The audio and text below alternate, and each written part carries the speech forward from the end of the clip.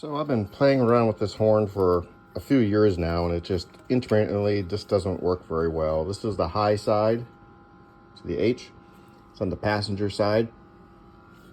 The only way I can get it to work is to disconnect it, and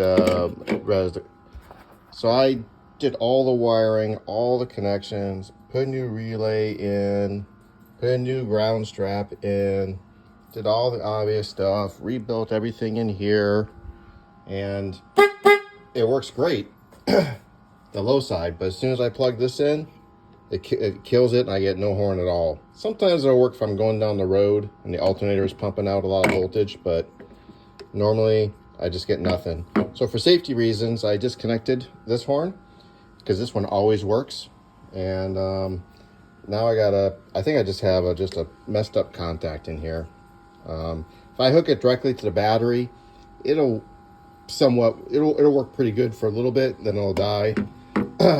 The other test I did was I unhooked it and I put it on this side, which is a known working side, and it would work for a few seconds and then die. Right now I'm getting a good 12.5 volts on that side. This side's lower, it's like 10.5. Don't know why, but it should be enough to get this thing to work, but I'm getting some resistance on that side for some reason. But regardless of the lower voltage, when I put this on this side, it still doesn't work. And you know, you can mess with these adjusting screws. You got one adjusting screw here and you got one adjusting screw here, but realistically they haven't really moved. So we're gonna take it apart and clean it up, see what happens. What you do is remove the horn. You don't have to remove the bracket. I simply lifted the car up so I could get underneath it a little bit easier, and put a 1/2 inch socket like this on my 1/4 inch drive and undid that bolt on the bottom. Of course, disconnected the 2 electrical wires, then you're good to go. I've also, just in case there's an orientation question, I've scribed with a file, put a little white paint on the upper and lower housing here so I can get back to where it was. These are aluminum rivets. 1, 2, 3, 4, 5, 6. Looks like there's 6 aluminum rivets. The back side is almost a little bit dimpled, so it should be pretty easy to drill out. So basically what you need to do next is you're going to drill out these 6 aluminum rivets. I marked these a little bit better. I'm just using a very small drill bit. You can feel how soft that aluminum is. Not sure what size hole I need. I'm going to try a 3/16. See how that goes.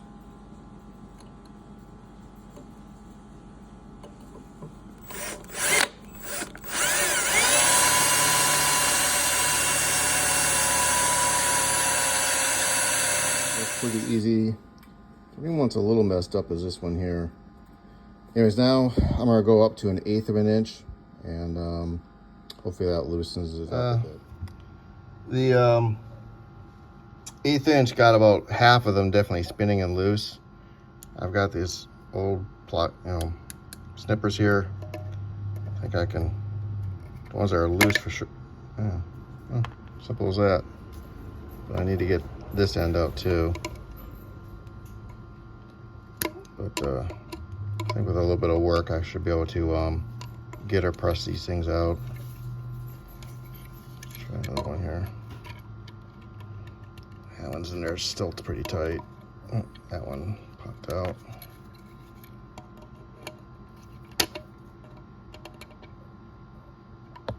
Anyways, you kind of get the idea. I have to drill a couple of these a little bit bigger hole, I think. Really not a big deal. I only had this one here. The hole wasn't perfectly centered. It's giving me a little bit of problem, but all the others came out smoothly. And it's pretty loose. Good. There it is. There it is. First time I'm seeing this too. Doesn't look too bad. I'll get in here and clean up these contacts in here. And check all your connections. Looks like this can come up with a little bit of prying.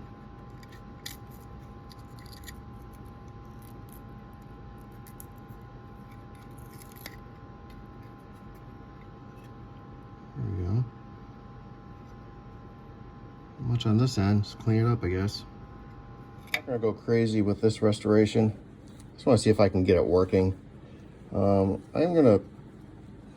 It's too hard to really scrub that rust out. I'm gonna put some rust dissolver on. It's 30 minutes, so you can see where some water's gotten in there over time. So I'm just gonna let that sit for about 30 minutes. Let that sit for about 30 minutes and clean it up, and that should be good for that. While you got that going, just make sure all your holes have been cleaned up. There's nothing inside of them.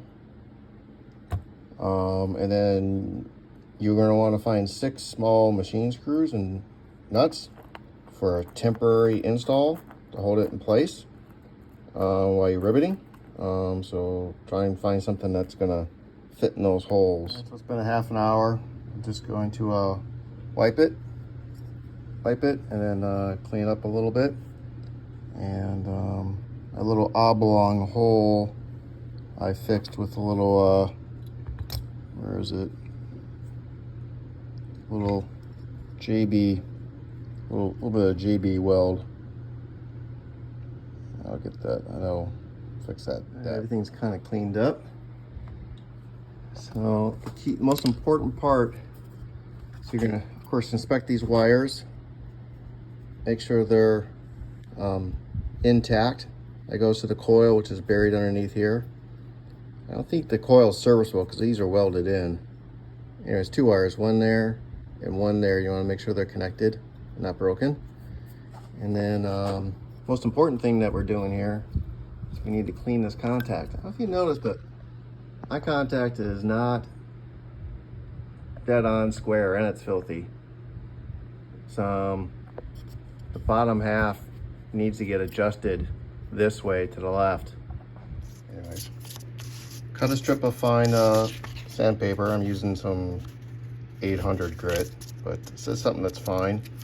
You want to work it into that contact on both sides and give it a good sanding. It's cleaned up. It's hard to get that paper through. You gotta release the tension a little bit with your finger. Got it lined up as best as I could. It's interesting to note that the small adjustment screw is right, that low post right there to the right, and it raises or lowers the contact here. It's kind of interesting. This is a reverse thread, by the way, so righty-tighty, lefty-loosey is reversed. Anyway, if you do want to mess with the adjustments, you do the big one first. You loosen this lock nut, turn this with the big screwdriver, and then you adjust with this one second. I'm hoping to just not touch it at all and see what happens. So ideally, you're going to scrape off all this old gasket material. I'm not. It's very thin. I'm worried about messing up the sound if I put in my regular gasket material, like for fuel pumps, because it's too thick.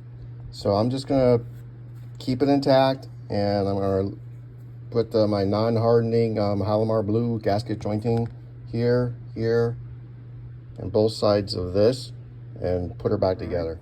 Got the 6 bolts in with nuts. Got them all snug and tight. Cleaned up the Halomar off the edges with a little bit of solvent. I'm just gonna let it settle for a little bit. Basically, I'm gonna just test it. If it works, and then I'm gonna remove 3 bolts, replace it with rivets, then remove the other 3, replace them with rivets, and repaint it. If it doesn't work, then I'm going to start playing with the adjustment knobs. Because I don't care about the tone right now, I'm probably going to play with this one here. Just remember, it's a reverse thread, and mess with that contact a little bit, and that's inside, and see if that helps. And I'll clean up these brass contacts too a little bit too. Okay. So I've temporarily plugged this one into here. Really doesn't matter. There isn't really a positive negative on the horn. You can plug these on either of the 2 sides. So activate the battery. Moment of truth. Hey. First time that horn's worked in 10 years. Now we'll try it on the other side. Harder on this side. but she is plugged in down there. And I said the volt, she's never worked on that side. And go. Oh wow. You know what? That horn is fixed. That's never worked, ever. Had to be the dirty contacts. Now you're gonna remove 3 of the screws opposite. 1, 2, 3, and replace those with rivets. And then you can do, you can do the other 3, but it's being held together right now. Really not a great fit, but appears to be working. My larger ones didn't fit in the hole, and I didn't feel like drilling the holes bigger. So I used my smaller ones. These happen to be like for a screen enclosure or something. They're brown. You end up putting the smooth part on the top side where the terminals are at. Really can't get the gun in too easily this close to the wall. And it's prettier on top anyways, the part you see. But anyways, it appears to be grabbing, and it's not coming apart or loose, so I think it's good enough. And looks nice and tight all the way around. A little bit of fresh paint, some satin paint and black, and polished up the connectors, and she's ready to go back on.